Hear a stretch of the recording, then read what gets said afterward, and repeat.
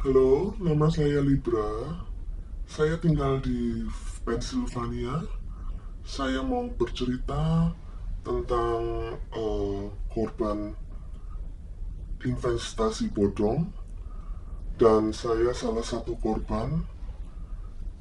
Saya ingin bercerita supaya teman-teman semua tahu, dan semoga tidak ada yang mendapatkan lagi di kemudian hari. Orang warga negara Indonesia didakwa kasus penipuan bernilai hingga 361 miliar rupiah di New York. Francius Marganda, 41 tahun, tengah ditahan di penjara federal di Brooklyn, New York, sembari menunggu persidangan berikutnya. Saya berkenalan dengan nama pelaku Immanuel the first time melalui Facebook. Dia kan ini apa bisnis untuk tiket, jual beli tiket yang sangat murah. Jadi itu memancing juga teman-teman banyak yang beli tiket ke dia, dan setelah kita berjalan 1 tahun kemudian dia menawarkan investasi itu kepada saya. Tahun 2000 waktu COVID, dan juga saya mendapat kabar dari teman kalau memang ini investasi ini bagus, karena memang saya percaya waktu itu 3 bulan pertama saya mendapatkan bunga dari investasi tersebut. Jadi saya ikut, tapi memang bunganya tidak pernah saya ambil.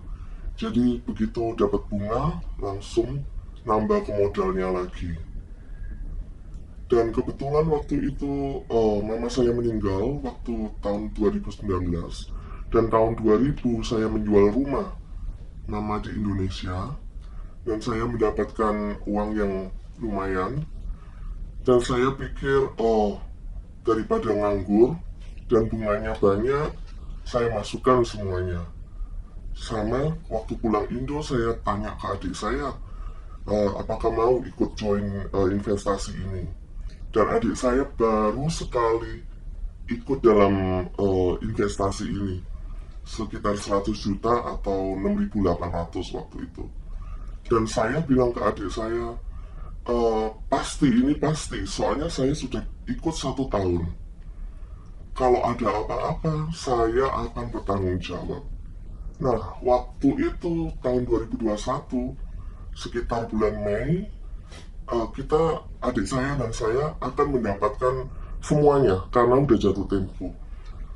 Tapi yang terjadi adalah ya kayak gini. Akhirnya saya sedikit demi sedikit mencicil ke adik saya juga, dan saya sangat stres. Saya mendapatkan panic attack tiap hari beberapa bulan, karena selain mama saya baru meninggal, dan kemudian uang yang saya dapatkan untuk membayar rumah di sini hilang semua. Sebelumnya saya berteman dengan Immanuel. Setelah itu dikenalkan dengan kakaknya yang bernama Teresia. Jadi saya ikut dengan 2 investasi. Tapi kemudian semuanya hancur semua. Saya tidak pernah bertemu langsung dengan mereka. Kita semua melalui Telegram, WhatsApp, ataupun pertama Messenger, tapi terakhir-terakhir Telegram. Jadi kita tidak pernah bertemu. Dan untuk suratnya pun mereka kirim ke saya, dan saya harus tanda tangan, dan saya kirim kembali melalui Telegram ataupun WhatsApp. Nah, cuma teman dekat aja, oh kamu ikut ini, ya saya ikut juga. Tapi kita selama ini tidak pernah tahu satu sama lain, kecuali terakhir yang waktu tahun 2001 ini memblow up, dan semuanya kita sama-sama tahu karena diberitahukan untuk membuka grup untuk victim. Jadi kita semua join. Nah, dari situ kita baru tahu, oh ini anak Philadelphia, ini anak New York, ini anak Florida gitu. Ada orang Indonya juga, ada orang Singapura juga. Kenapa kok para korban ini percaya dengan si pelaku? Kenapa kok tidak memilih program investasi yang lain? Ya, pertama karena mungkin dari Facebook mereka yang Emanueli menjual tiket, kita tahunya dari situ. Dan kedua karena dia sangat religius tentang agamanya. Jadi kita percaya karena di dalam Facebooknya, di dalam Instagramnya, semua tentang religius. Gitu. Terus kita juga percaya ada teman-teman yang sebelumnya sudah 3 tahun atau 4 tahun yang menerima bunga. Jadi kita, oh memang benar. Jadi kalau kita yang terakhir-terakhir, yang cuma 1 tahun atau 6 bulan, cuma menikmati bunga sedikit, kita masih karena teman kita yang terdahulu memberikan kayak ya kalau ikut ini pasti dapat bunganya, pasti. Jadi kita semua tertarik, dan apalagi tentang religiusnya itu, jadi kita tertarik. Berapa dapat interestnya atau bunganya? Iya, ini waktu pertama kali saya ikut sekitar 3.000 kalau nggak salah. Dan itu ada perjanjiannya, jadi kayak mulai dari 3.000 sampai 7.400, interestnya 10% untuk berapa, 2 minggu mungkin. Dan ada lagi sekitar 7.500 sampai 12.400, 12% untuk 1 bulan. Dan semakin tinggi sampai 50.000, itu dijanjikan dengan bunga 120% selama 5 bulan. Jadi kita semua tertarik, berlomba-lomba untuk besar jangka panjang dengan bunga 120%. Dan apabila kita misal mau 50.000, kita cuma punya 10.000 misalnya, nanti sama dia dicarikan partner. Jadi saya pernah punya satu, dicarikan partner untuk 5 orang. Jadi kita semua 50.000, tapi dapat bunga yang besar, tapi nanti dipecah. Mainnya begitu, dan dijanjiin dengan bunga. Saya waktu itu ikut cuma 1 bulan kalau nggak salah. Jadi dapat bunga langsung balik. Selama permulaan semuanya aman. Jadi saya ikut lagi dengan modal lebih gede, dan juga bunga kembali. Tapi lama-lama karena bunga kembali, begitu saya ikut yang lebih besar lagi, saya masukkan bunganya ke pokoknya. Jadi setiap kita dapat bunga, selalu masuk ke modal. Dan itu juga kita dapat bunga dari teman-teman, dari sale, dari PayPal, lalu saya harus kembalikan lagi ke semua orang juga. Jadi dia membuat surat agreement baru, di mana pokok sama bunganya tertera di situ. Jadi mau ikut berapa bulan, dengan nominal berapa, dapatnya berapa persen. Jadi semakin hari terus, selama 1 tahun saya mendapatkan bunga. Nah, dengan total kerugian semuanya saya mendapatkan 42.600 total kerugian saya. Tapi saya mendapatkan bunga sekitar 10.000. Jadi saya loss totalnya sekitar 30-an something. Pertama kali saya ikut, saya disuruh kirim uang cash ke banknya atas namanya orang Vietnam, Nguyen siapa gitu Pak, saya lupa. Itu yang pertama kali. Tapi karena kirim cash dengan besar, bank juga kayak keberatan atau Iya, curiga. Jadi mereka eh, memikirkan kita semua untuk mengirim Zelle atau Venmo atau PayPal kepada semua yang ikut itu, tapi dari hasil bunganya gitu. Jadi misalnya kita dapat bunga 2000, jadi kita mau kirim, kita juga mendapatkan bunga itu dari orang lain via Zelle atau via PayPal atau via Venmo, tapi nggak langsung 2000 karena kan dalam satu hari kan nggak mungkin ada maksimumnya kan 2000 itu. Jadi beberapa nama orang kirim ke kita, ada yang 500, ada yang 300, ada yang berapa, jadi semua totalnya 2000 begitu.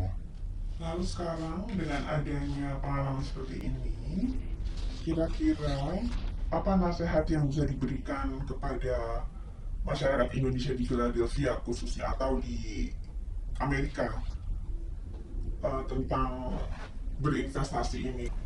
Saya sarankan tidak ada yang menguntungkan tentang investasi ini, dan kalau mau menguntungkan kiranya lewat Fidelity. ARE lebih menguntungkan. Dan saya juga mohon teman-teman supaya tidak mengulangin juga kejadian seperti ini dengan janji-janji yang menggiurkan, tapi semuanya bohong belaka. Pengalaman Anda ketika menceritakan peristiwa ini kepada pihak berwajib di Amerika, FBI, polisi, dan lain-lain waktu itu, apakah prosesnya rumit? Bisa diceritakan? Waktu itu teman dari New York kalau nggak salah membentuk grup untuk victim. Jadi kita disuruh ngisi untuk formulir berapa kerugiannya, lossnya berapa, berapa bunga yang diterima. Jadi kita ngisi form tersebut melalui online. Setelah itu mereka mungkin bekerja sama dengan FBI yang bernama James.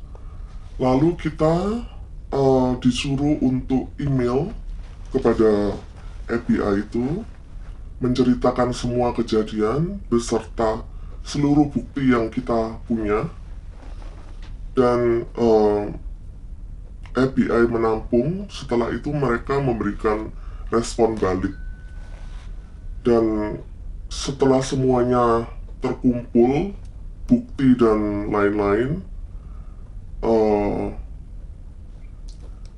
setahu saya Teresia melakukan kolaborasi, memberikan keberadaan Marganda, itu bosnya langsung yang berada di Singapura. Dan setelah itu Marganda ditangkap dan dibawa ke Amerika. Dan setelah semuanya berjalan, saya dengar lagi karena si Teresianya hamil, dan itu menurut teman-teman juga karena petunjuk dari lawyernya, kalau kamu mau mendapatkan keringanan, kamu harus punya anak. Dan itu yang dilakukan mereka. Sehingga beberapa kali kita mestinya untuk case courtnya kita tunda beberapa kali karena Teresia bilang lagi hamil. Tidak semua korban memberikan bukti-bukti karena mungkin ada yang takut dengan status imigrasinya, tapi beberapa orang yang mungkin ada status, mereka memberikan semua bukti-bukti melalui email kepada FBI. Dan juga waktu itu kita melalui grup, jadi kita tahu tentang bagaimana perkembangan berikutnya. Jadi setiap ada perkembangan, ada leadernya yang dari New York kalau nggak salah. selalu memberikan info kepada kita, ini tentang itu, dan kita juga mendapat surat dari pemerintah juga. Dan saya menghimbau kepada pemerintah sini supaya memberikan hukuman yang lebih berat, dan juga yang kedua supaya untuk harta mereka yang mereka punya bisa disita negara dan supaya dibagikan kepada korban. Meskipun kita tidak menerima 100%, jadi mungkin beberapa persen untuk semua korban yang telah mengklaim. Lalu apa dampak kehilangan uang ini bagi Anda dan keluarga Anda? Ya, dampaknya banyak sekali. Saya stres, saya terkena panic attack. Setiap saat kayak ketakutan, kena emah juga selama beberapa bulan. Tapi sekarang saya relakan semuanya. Dan semoga juga dengan kejadian ini dia mendapatkan hukuman yang lebih berat. Karena sekarang cuma dapat 1 tahun untuk Teresia dan Emmanuel dapat cuma 1 tahun. Saya mohon kiranya supaya diperberat untuk hukumannya.